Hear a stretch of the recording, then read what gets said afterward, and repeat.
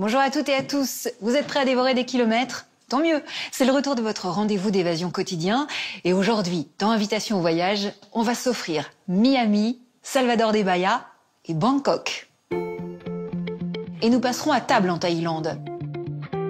Impossible de résister à la cuisine de ce pays, l'une des plus raffinées du monde. Des marchés flottants jusqu'aux rues de la capitale, on va se laisser aller à la tentation.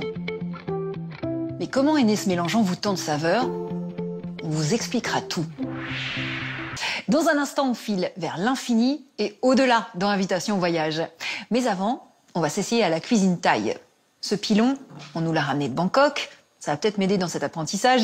On s'en sert pour piler l'ail, le gingembre ou les piments là-bas. En fait, la cuisine en Thaïlande, c'est un art ancestral, le résultat d'une multitude de savoirs et de saveurs. C'est l'héritage goûtu du jour.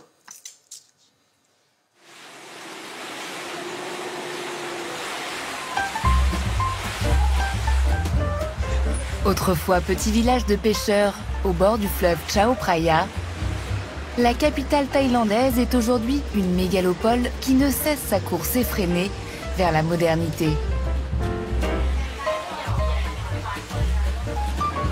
Toujours en mouvement, en effervescence, Bangkok bouillonne à l'image de sa cuisine.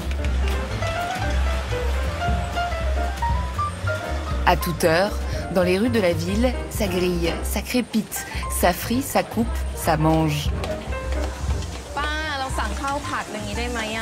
Est-ce que je peux commander du riz sauté? Lequel vous me conseillez aujourd'hui? Tout est délicieux. Je vais prendre un riz sauté aux crevettes. Il y en a beaucoup aujourd'hui.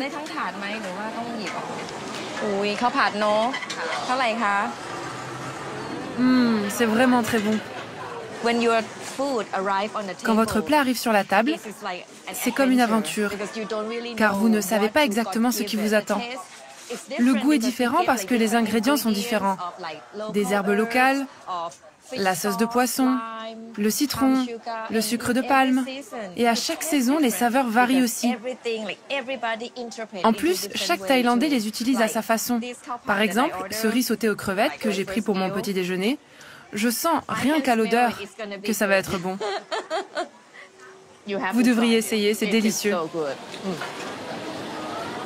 La cuisine de la capitale thaïlandaise est considérée aujourd'hui comme l'une des plus savoureuses du monde. Elle reflète son histoire et sa position géographique, celle d'une ville irriguée par son fleuve nourricier, mais aussi par ses échanges avec les voisins chinois et indiens, les commerçants portugais et unifiés par la royauté.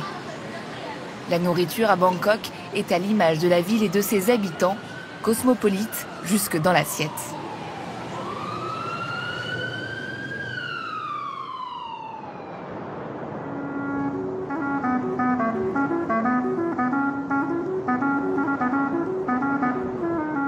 C'est là, dans le delta du fleuve Chao Phraya, que le roi Thaksin choisit d'installer sa nouvelle capitale au XVIIIe siècle, après la destruction de celle d'Ayutthaya par les Birmans.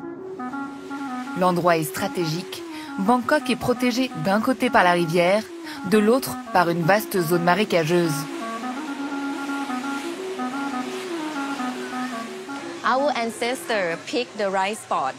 Nos ancêtres ont choisi l'endroit idéal, pas seulement pour la beauté du lieu, mais pour nourrir toute la population.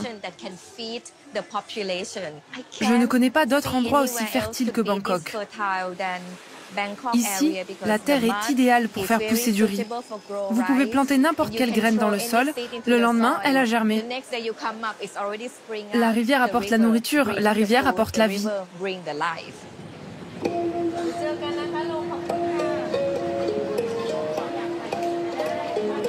Des canaux sont creusés et aménagés et peu à peu, la vie s'installe. Au XIXe siècle, Bangkok est surnommée la Venise de l'Orient. À l'époque, la plupart des habitants vivent le long des canaux. Les routes n'ont été construites qu'au tout début du siècle dernier.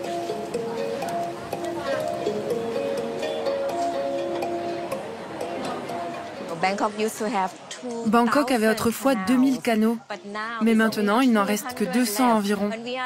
Nous avons la chance de nous trouver actuellement sur l'un des 200 canaux qui restent. Si vous regardez de vieilles photos noir et blanc de Bangkok, vous ne voyez pas seulement les canaux, mais aussi les maisons sur pilotis, les marchés flottants. Tout était sur l'eau. Les marchés flottants faisaient partie de nos vies. Chacun y vendait le sucre de palme de son jardin. On y trouvait le riz, les crevettes, le poisson. Tout le monde venait ici pour vendre et échanger des produits. Quel genre de crevettes vous vendez?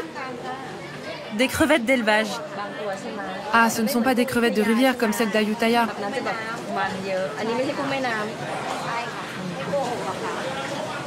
Dans la capitale devenue moderne, ce marché de Talingchan fait figure d'exception en perpétuant la tradition de la vie sur l'eau.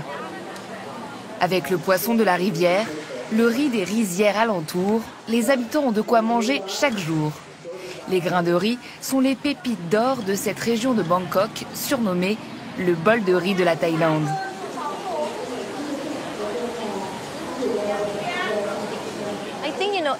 Dans n'importe quel repas thaïlandais, il y a forcément du riz, un peu comme le pain en Occident. C'est l'un des piliers de notre identité. Pas seulement parce que c'est délicieux. Manger du riz pour nous, c'est comme manger notre culture.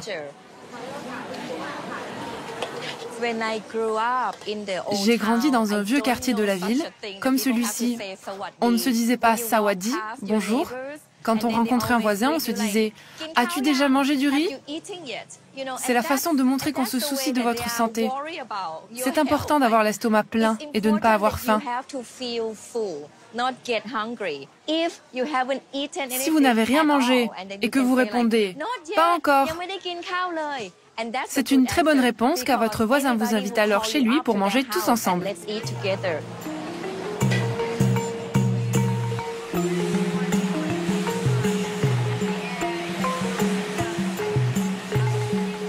Avec ses temples et ses anciens bâtiments de douane, les rives du fleuve Chao Phraya déroulent l'histoire marchande et culturelle de la ville, jusqu'au quartier de Yao Warat, surnommé Chinatown. Quand Bangkok devient la capitale du pays, des commerçants chinois vivent déjà au bord du fleuve. Au XIXe siècle, la ville prospère grâce à eux. Des maisons anciennes et tout un art de vivre sont les témoins de cette époque. Quand les gens ont émigré ici de Chine, ils ont aussi apporté leur nourriture. Les Chinois se sont mariés avec les locaux et tout ça s'est combiné. La nourriture chinoise, la nourriture de Bangkok, la nourriture d'ailleurs, tout s'est mélangé. En quelques générations, la population chinoise a été assimilée à la population thaïlandaise. Aujourd'hui, la moitié des habitants de Bangkok a des origines chinoises. Mettez-moi un peu d'ail frit, s'il vous plaît. Et du tofu. Pas de nouilles. Cette communauté a marqué durablement la culture du pays. Je voudrais bien un bol de riz aussi.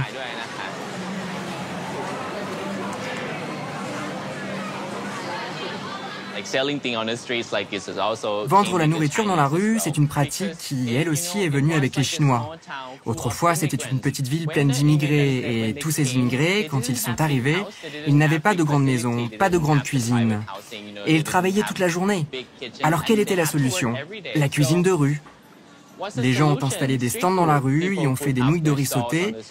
Je pense que c'est à partir de là qu'est née la culture de la cuisine de rue à Bangkok. The Bangkok street food culture. L'influence des Chinois et de la culture chinoise se retrouve partout, dans la façon dont on se nourrit, dont on fait sauter les aliments, dont on cuit à la vapeur, la façon dont on mange les nouilles. Beaucoup de choses viennent de Chine. Mais ce qui donne tout son piquant à la cuisine de Bangkok, c'est le piment, un ingrédient venu d'encore plus loin que la Chine. Au départ, on n'utilisait pas autant le piment, on utilisait plutôt du poivre noir, du poivre du Sichuan et différentes sortes d'épices, mais pas de piment. Au XVIIe siècle, quand les Portugais sont arrivés avec le piment, nous l'avons adopté. Et maintenant, ça fait partie de notre identité.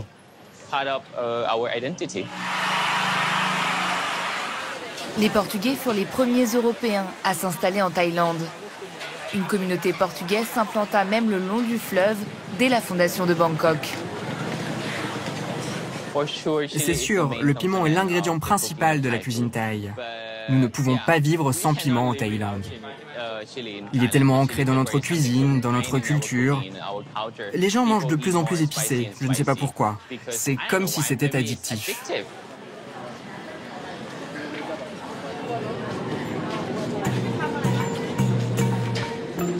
À quelques rues de Chinatown, le quartier de Little India réunit les descendants des commerçants indiens qui ont apporté avec eux, au XIXe siècle, la saveur des currys et la douceur de la noix de coco.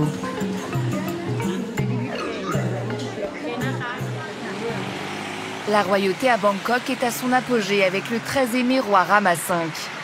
Pendant son long règne, qui commence en 1868, il agrandit le palais royal, modernise le pays et défend le royaume. Son pays sera le seul d'Asie du Sud-Est à ne pas être colonisé, tout en s'ouvrant aux influences extérieures à l'image de sa cuisine. À cette époque, la nourriture thaïlandaise trouve ses lettres de noblesse et ses codes. Lorsqu'il reçoit des ambassadeurs étrangers au Grand Palais, le roi régale ses hôtes avec la cuisine royale. Les recettes, élaborées depuis le XIVe siècle par les reines et les concubines, sont écrites pour la première fois. Une photo de Rama V en train de cuisiner a aussi construit sa légende de roi gourmet.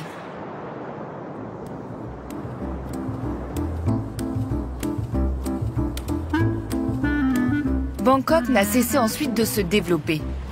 Dans la ville aujourd'hui hérissée de tours, cette maison à l'architecture sino-portugaise résiste encore face au gratte-ciel.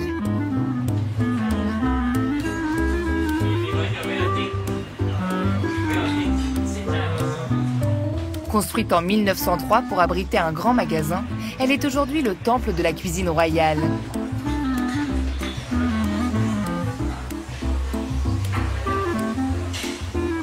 Sandra Stepe et sa mère thaïlandaise cultivent ensemble le raffinement hérité de la royauté.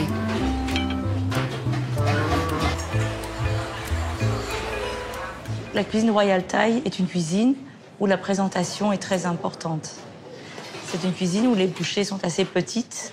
Il ne faut pas que le rouge à lèvres soit décalqué ou enfin bon.